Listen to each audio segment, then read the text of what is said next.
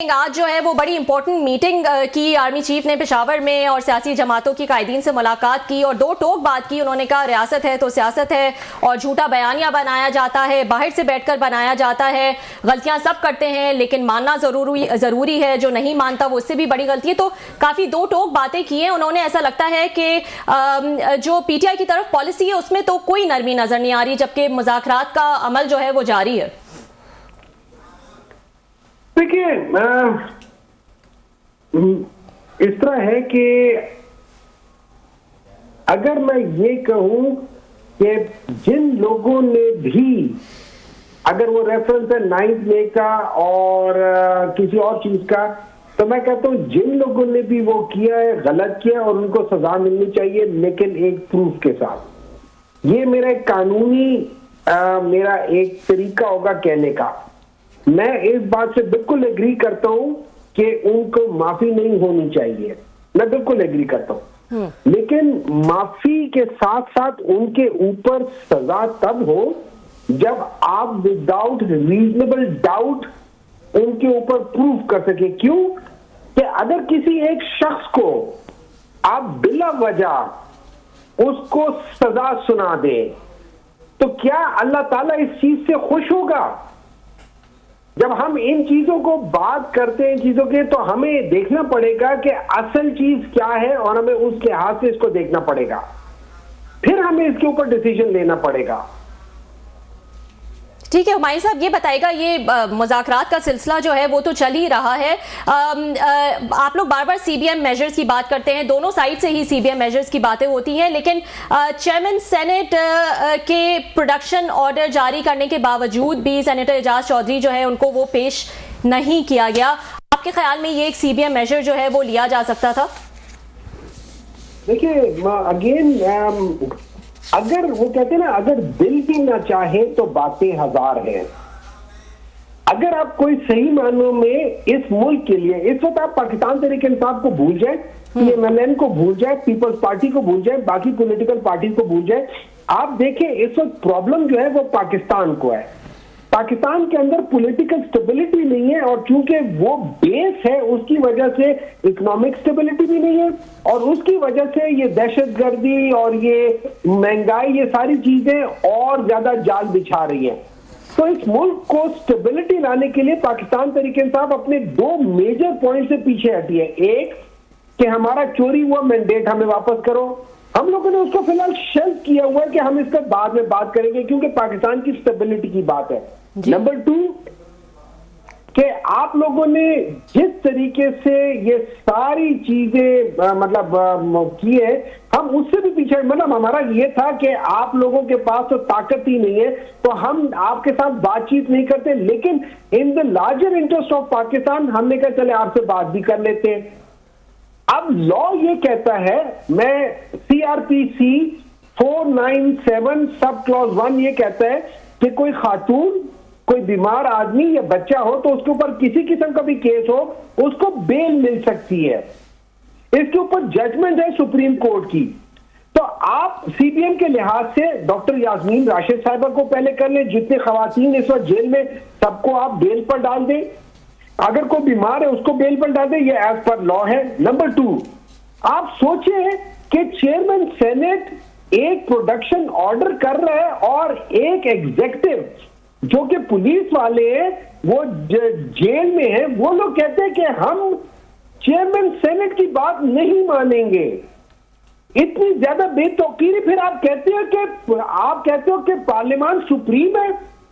क्या झूठ बोलते हैं हम सबसे? कौन से supreme?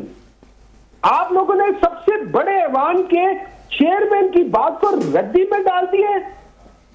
Is this what you call? और हाँ, ये बहुत बड़ा एक सीबीएम होता, मैं आज भी कहता हूं कल सुबह सेनेट के इजलास से पहले चौधरी साहब सेनेट में हो, मैं मानूंगा डॉक्टर यास्मीन राशिद साहिबा और बाकी जो फीमेल्स हैं उनको रिहाई, उनको बेल पे छोड़ दे।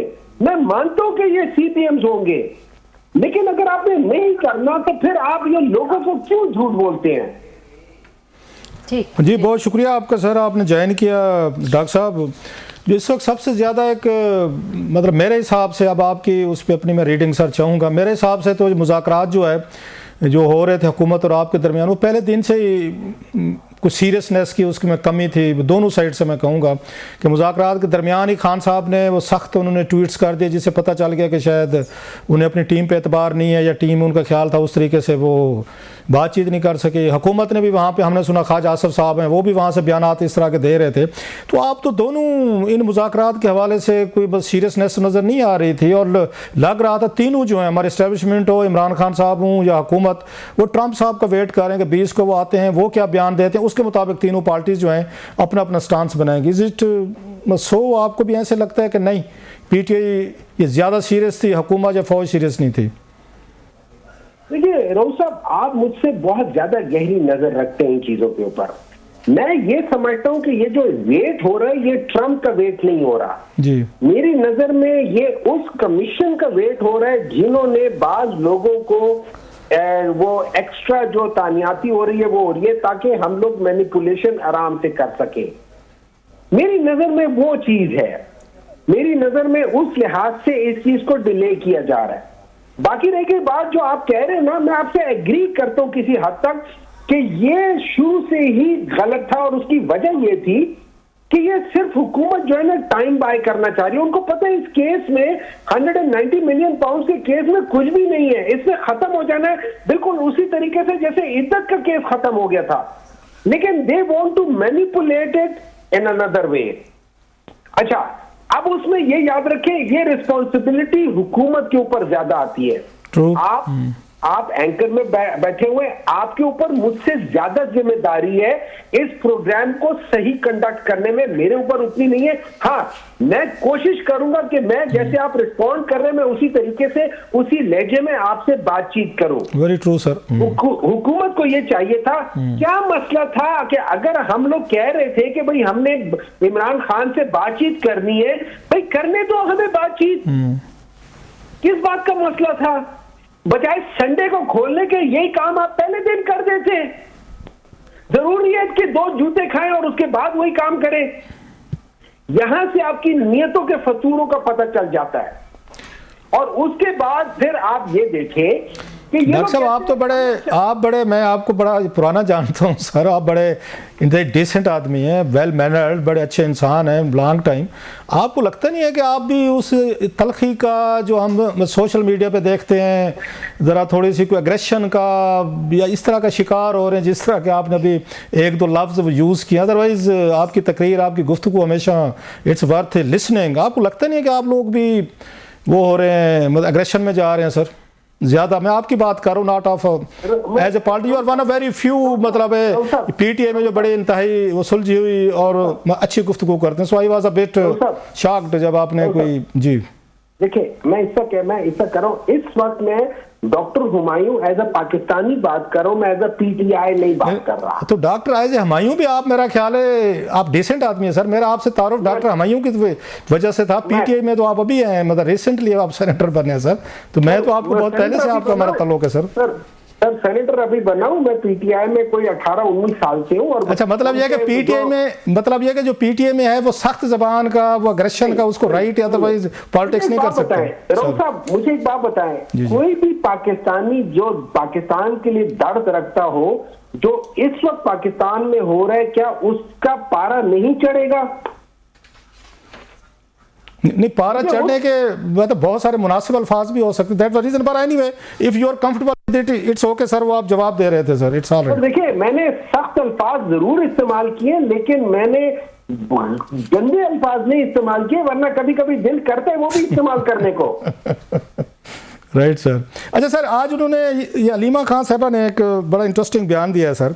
उन्होंने कहा जनाब कि हम पे आता है कि उन्होंने वो जो इल्ज़ाम लगता है, जो सारा केस भी है कि मलिक रियाज साहब ने बुशरा साहबा को जो दिया, 400 कनाल से ज़्यादा ज़मीन दी, 20-28 करोड़ रुपया उन्होंने डोनेशन दिया, और कोई मतलब घड़ियाँ, जेवरात, वो जो सब कुछ वो आ रही थी, वो आपने भी सुनी होगी। तो उन्होंने कहा हम पे तो इल्ज़ाम लगता है, व्हाट अबाउट ये हसन नवाज के, उसने 9 बिलियन रुपीज़ के जो फ्लैट थे वो 18 बिलियन में बेचे। सो आप इसको कंपैरिजन में देख रहे हैं कि अगर नवाज शरीफ साहब एंड अगेन कंपनी हम पे इल्ज़ाम लगाते हैं खान साहब पे, तो आप पे भी इल्ज़ाम है। सो सो यहाँ मुकाबला जो है वो वर्सेस मतलब है उस पे है कि अगर हम इसमें हैं गिल्टी हैं या हमारे पे ये चीज़ें हैं तो आप पे भी हैं, तो ये पीटीआई का स्टांस है सर। नहीं सर जी, देखिए ये अगर अलीमा खान साहिबा ने ये बात की है, वो उनको हक बजाने पे जो कहे, मेरा जो वो है ना, मुझे तो ये कहता हूँ कि सबसे पहले तो अगर आप ये 190 मिलियन पाउंड की बात करते हैं, देखिए ना किसी कोर्ट ने बरतानिया में जिसे कहते हैं प्रोसीड ऑफ क्राइम को एडमिट किया है, ना एनसीए ने प्रोसीड ऑफ क्राइम को एडमिट किया है, ना पाकिस्तानी गवर्नमेंट ने प्रोसीड ऑफ क्राइम को एडमिट किया है, ना नैब ने प्रोसीड ऑफ क्राइम को एडमिट। इसका मतलब है कोई क्राइम नहीं हुआ। अब ये दो पार्टियों का आपस में आउट ऑफ कोर्ट सेटलमेंट है, उस पैसे ने आना था, वो सुप्रीम कोर्ट के अकाउंट में गया, सुप्रीम कोर्ट के अकाउंट से वो चला गया गवर्नमेंट के अकाउंट में, उसमें से 1 रुपया भी कहीं इधर उधर नहीं गया। तो मुझे समझ नहीं आती कि किस बात की करप्शन। नंबर 2, अगर कोई प्रोसीजर बीच में गलत था तो उसमें पूरे का पूरा जो है सर गलत एक और चीज है सर, एक और गलत चीज पे है सर। आपने बड़ी अच्छी बात की, लीगली हो सकते देयर में नॉट बी एनी इश्यूज, आपकी अंडरस्टैंडिंग है, रिस्पेक्टेड। खान साहब जो हैं वो एक होलर देन पोप की पोजीशन लेते रहे हैं कि ये सारे हैं, बाकी जो हैं चोर डाकू हैं, ये लुटेरे हैं, और मैं जो हूँ मैं अच्छा इंसान हूँ, नेक इंसान हूँ, मैंने कभी करप्शन नहीं की। स्पेशली वो मलिक रियाज का नाम लेकर कहते थे, और टीवी पे हामिद मीर साहब का शो का क्लिप है, आपको भेज दूंगा।